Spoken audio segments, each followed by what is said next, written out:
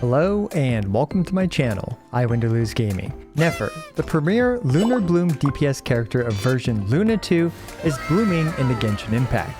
In today's video, we'll see just how good Nefer is with and without a certain Lauma at Constellation 0 and with various weapons.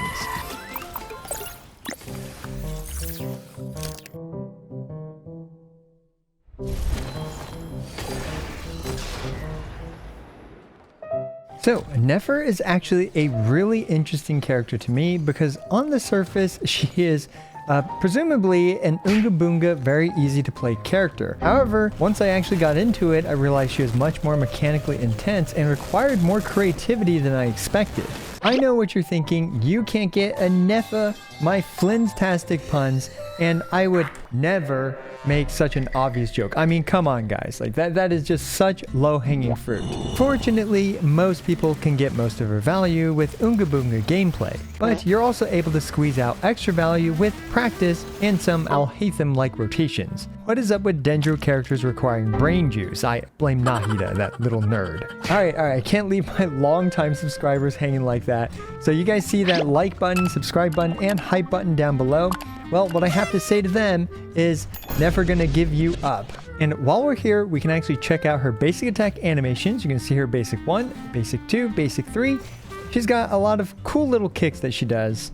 And I must say her aesthetics look really fitting for Sumeru, which really gives me the Sumeru vibes. Perhaps we'll learn a bit more about her origin and backstory. Another cool little detail is you can actually see in the sand, the way her attacks leave markings in it, it's actually quite unique in comparison to most other characters. And okay, you guys are gonna have to check out one of the most peculiar parts of her kit.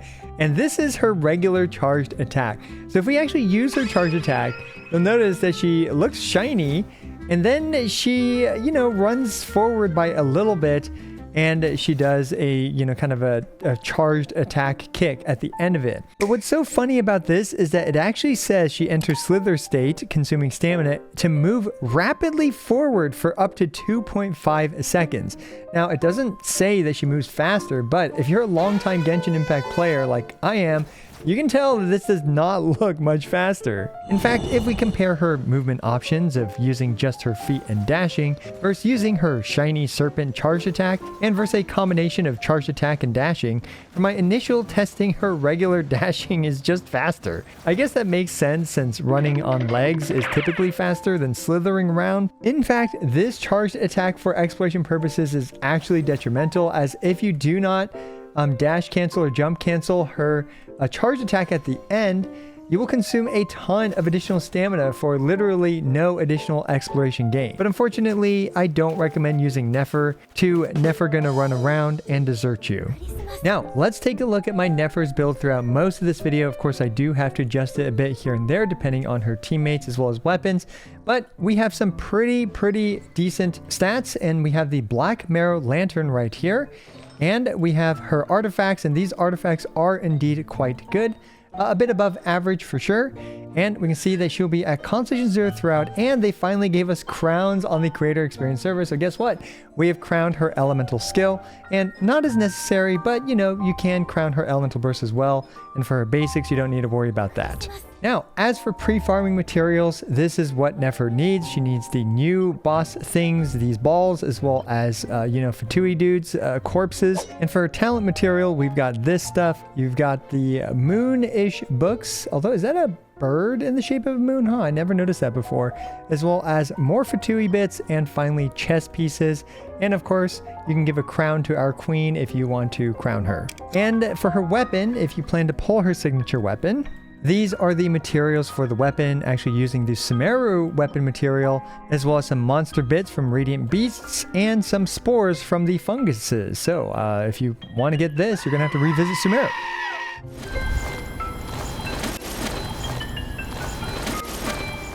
So let's check out some of Nefer's kit, starting with her basic attacks. Now, we're going to revisit our good old buddy, the Cryo Regisvine. I feel like these days, not quite as bulky as it used to be, but we can see that her basic attacks, I mean, let's be real, I don't think anyone's surprised to see this. But yeah, I mean, they are catalyst attacks, so they do indeed apply Dendro. But alas, you can see just how negligible amounts of damage that they are doing. Before we move on to the actually useful parts of Nefer's kit, you need to understand Verdant Dews and the Lunar-Bloom reaction. Certain characters have a passive which converts bloom reactions to Lunar-Bloom. And despite the strange italicized gradient field trademark pending Lunar-Bloom text appearing, these blooms created via the Lunar-Bloom reaction all have the same properties as a normal bloom and still just do regular bloom damage. And yes, that includes other blooms like Hyper Bloom and Burgeon as well. The main difference with these lunar blooms is that you'll generate a Verdant Dew, or one of these moon things which fills up one every 2.5 seconds. You can hold up to 3 of these Verdant Dews, and certain characters can use these Verdant Dews in one way or another. Now, Nefer's kit mostly lies with her elemental skill, and look at how short this description is. This is so short for a modern character's main part of their kit. Notice how we have 3 Verdant Dews right here. So Nefer, after she uses her elemental skill, should go into this special state where now we can perform this charged attack, which will consume 1 Verdant Dew. And we can do this 3 times when we use her elemental skill. And as we can see, each one will deal a bunch of Lunar-Bloom damage. Now, obviously in that last showcase, we didn't even activate any lunar reaction. So let's go ahead and actually activate a lunar reaction here with Lunar-Bloom. And just by holding down the left mouse button, now you can see where her power lies. In a single elemental skill with minimal help from Aino, she's able to 1 cycle the Regisfine. She has 2 charges of this, so she can do that skill plus 3 charged attacks again. When you use her skill, she enters Shadow Dance state. Now she can perform these enhanced charged attacks called Phantasm Performance. And these enhanced charge attacks don't spend any stamina. Each charge attack does consume 1 Verdant Dew, and Nefer's charged attack consists of 2 minuscule Dendro hits from her and 3 big Lunar-Bloom hits from her clones. She can perform 3 charged attacks per skill use, and she has 2 charges of her skill, so for most rotations, with their 9-second cooldown, you'll be able to output 6 of these Phantasm Performance charged attacks. Oh right, and her skill generates 2 to 3 particles on hit, although particles always require more testing on release to get the actual number and the actual ratio. And if you can't tell by now, almost all of Nefer's damage comes from Lunar-Bloom type damage, aka her clones dealing that Lunar-Bloom damage. And since that Lunar-Bloom damage scales literally only off of Elemental Mastery, Nefer is a character who scales really well off of Elemental Mastery and very, very poorly off of attack percent. Let's get into a slightly more technical part of Nefer's kit, and this is one of the reasons why I actually like Nefer a lot from a gameplay perspective, is that you can actually, the moment that the first hit of the charged attack connects, you can dash cancel or cancel it, and her clones will finish the attack. So we can see here that I did 2 dash cancels right there to massively speed up her animations in order to dash cancel her charged attack animation. Now, admittingly, you do give up on the second Dendro hit, this multiplier right here, but if you were relying on her raw Dendro hit to do damage, well, Nefer gonna make you cry. And just how much time do you actually save with these dash cancels? In this side-by-side comparison, we can see that on the right, Nefer is going way faster. You can see this, but we are dropping that tiny bit of extra Dendro damage, and Nefer actually swapped off at 3 seconds and 44 frames, which saved nearly 2 entire seconds of combo time and field time for Nefer. We've got some more nefarious and deceptive details to talk about, such as the Seeds of Deceit. Thanks to her first passive, if you have Ascendant Gleam, which is when you have 2 or more Nodcry Moon Sign characters on the team, including Nefer herself of course, when Nefer uses her elemental skill, all Dendro cores on the field and that are made within 15 seconds will be converted to Seeds of Deceit. These Seeds of Deceit, unlike regular Dendro cores, do not do any damage, truly living up to their deceptive name. And they never gonna tell a lie and hurt you. Nefer can absorb these Seeds of Deceit when she uses her charged attack, and for each seed she absorbs, she gains a stack of Veil of Falsehood up to 3 stacks.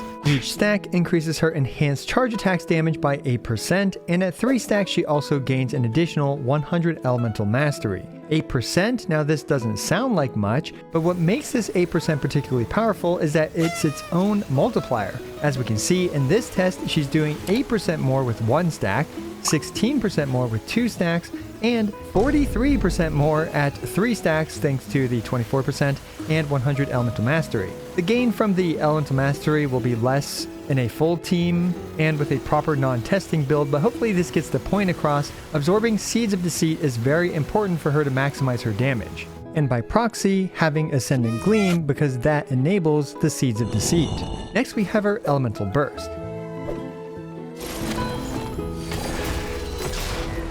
And this thing just does some raw Dendro damage, scaling off of her attack and elemental mastery. Nefer will also consume all of her Veil of Falsehood stacks, and each Veil of Falsehood stack increases her burst's damage by 40%. This is the Dendro / bonus damage multiplier, by the way, but her teams typically don't have much bonus damage, so yeah, it's a pretty big increase for her burst damage. Now, its animation is slow and it doesn't actually do that much damage, and honestly, under certain circumstances, it's actually neutral for your DPS, but we'll get back to how you can actually utilize it for your benefit in the combo section. As for other passives, here they are. I'm not going to go into them in too much detail right now, but I will in my full guide, so do check that out when it drops when she's released.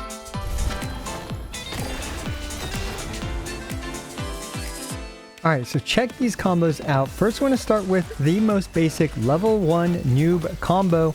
And this okay, we're using Sucrose, by the way, for her passive that provides elemental mastery. Yes, she's pretty scuffed in terms of 4-star options, but this is also just for demonstration purposes. We can just see I'm literally just pressing E, hold left mouse, E, hold left mouse, and then ending this with a burst. Boss survives, and it takes the longest. Now we have level 2 combo, where now instead I'm actually going to utilize dash cancels. And because we are spending our Verdant Dew so fast, what we can do is we can actually burst cancel the 3rd charged attack on the first set of charge attacks. And not only does the charge attack still come out, but we also managed to make use of that time that we were waiting for the Verdant Dews to generate, and the extra time that we saved by doing the dash cancels to squeeze in that elemental burst. And now for this level 3 combo, we can see it's a little bit more complex, but because we are so fast with the dash cancels on the charge attacks, what we can actually do with this specific team is we can swap in Sucrose to reapply her elemental skills buff, swap in Ino to generate more particles as well as to refresh the instructor's buff.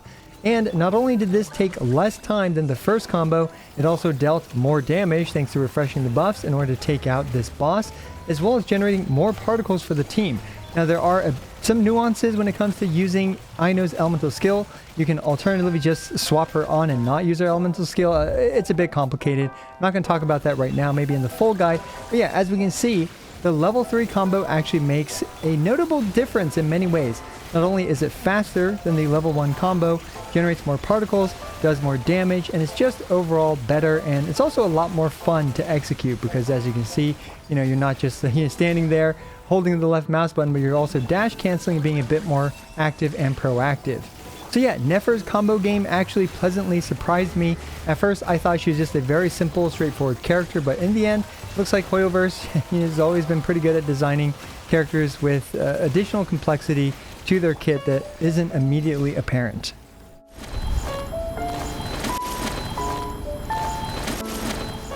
So let's take a look at a few Nefer teams, with this first team being a Nefer swipe on gacha games. This team, I decided to actually include Yao Yao instead of like a slightly more damaging option like Kalei, because Yao Yao provides that nice amount of healing as well as, Favonius for more particles. And you can see we're relying on the janky leaf of whatever weapons to buff up Nefer's damage by a little bit. And Sucrose is one of the most copium options that we have, but yes, a 4-star character. She can provide that 200 elemental mastery buff or so to Nefer, one of the few elemental mastery buff options that we have. Now this next one, you can actually use Nefer on Nascent Gleam. In particular, if you have Flins and you don't have a Nefer or Lauma, and you also have Nefer and you need a team for Nefer to, basically work on, Honestly, Nefer without Ascendant Gleam can still use something like Hyper when you just want to interweave in normal attacks between the charge attacks, and you can use her. It's definitely a lot worse than Ascendant Gleam in my opinion, but it's definitely better than Flynn's without Ascendant Gleam. Anyway, next we have Nefer plus Nahida. Couldn't think of a clever team name for this one, so it's just Nefer plus Nahida. And pretty straightforward. Let's say you do have, like, you know, Nahida. Actually, most people do have Nahida, so yeah, well, most older players have Nahida, to be more precise here. But yeah, so it's okay. You know, Nahida is a bit of an upgrade, but you don't have a healer on this team, although you can, of course, slot in Kuki or someone instead. And next we have the Nefer Gonna Let You Down. This is definitely going to be one of Nefer's more damaging teams on Nefer's release. I do fully expect, for example, Columbina to be better in the future, but we'll see. I mean, look at this. Just 150k Lunar-Bloom ticks with this team. And yeah, this is all on 4-star weapons as well, by the way. And the next team we have is Nefer Kit Nilo Bloom. Nilo is kind of, in my opinion, a bit wasted on Nefer team, but if you do have, for example, the Key of Kajnisa, which this team does not use, and Nilo is actually a pretty darn fantastic hydro option for Nefer, although, you know, a bit of uptime issues. But even then, with Lauma on the team, you are very, very powerful still. Lauma is just such an insane character for Nefer.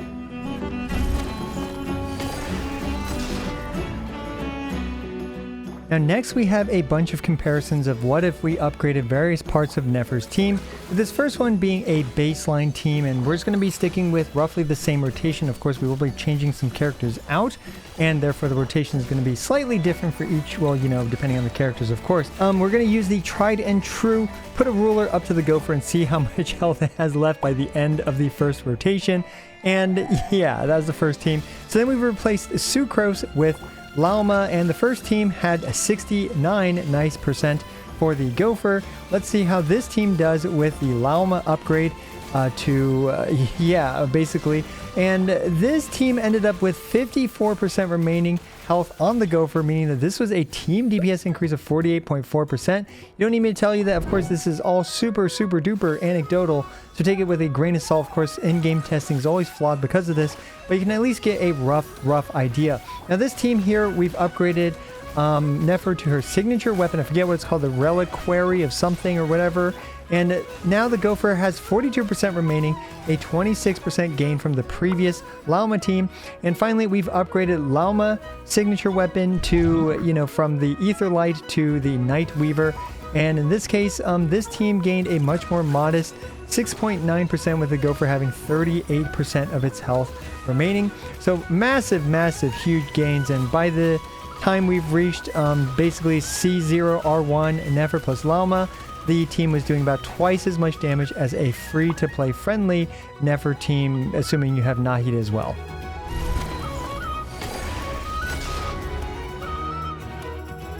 Okay, so here we go. I've got a couple free-to-play friendly Stygian Fearless difficulty 5 runs with Constellation 0. Nefer, of course, these teams, their builds in terms of like their weapons and stuff are free-to-play friendly.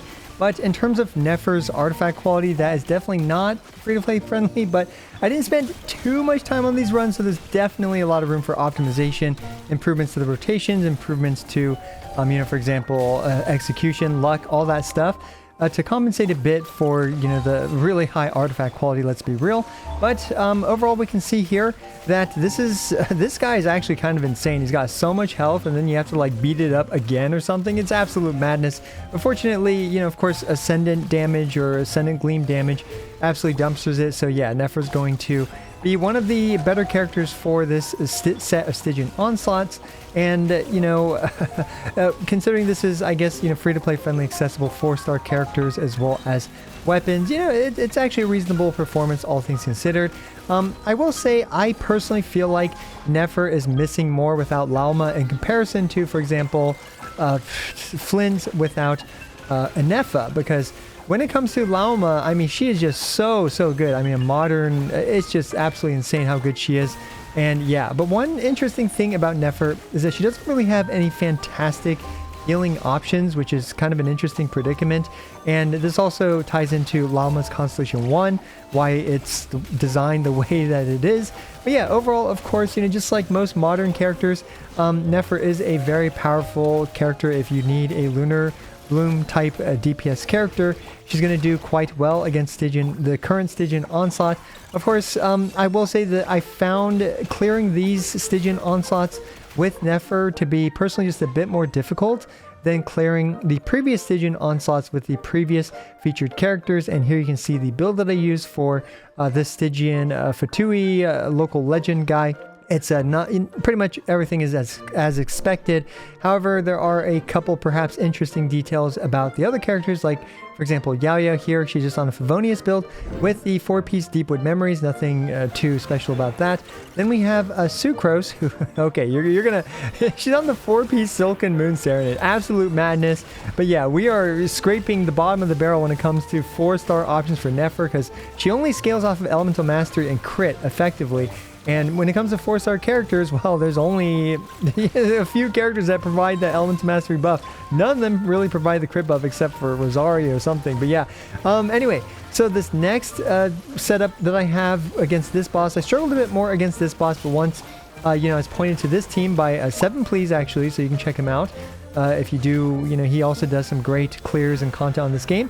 And we can see here that I am, with this specific team, I was able to clear it, and Nahida is a pretty decent character for Nefer for obvious reasons, being Dendro, providing those particles, as well as providing that Elemental Mastery 250 Elemental Mastery buff, and being very, very consistent with Deepwood and stuff like that.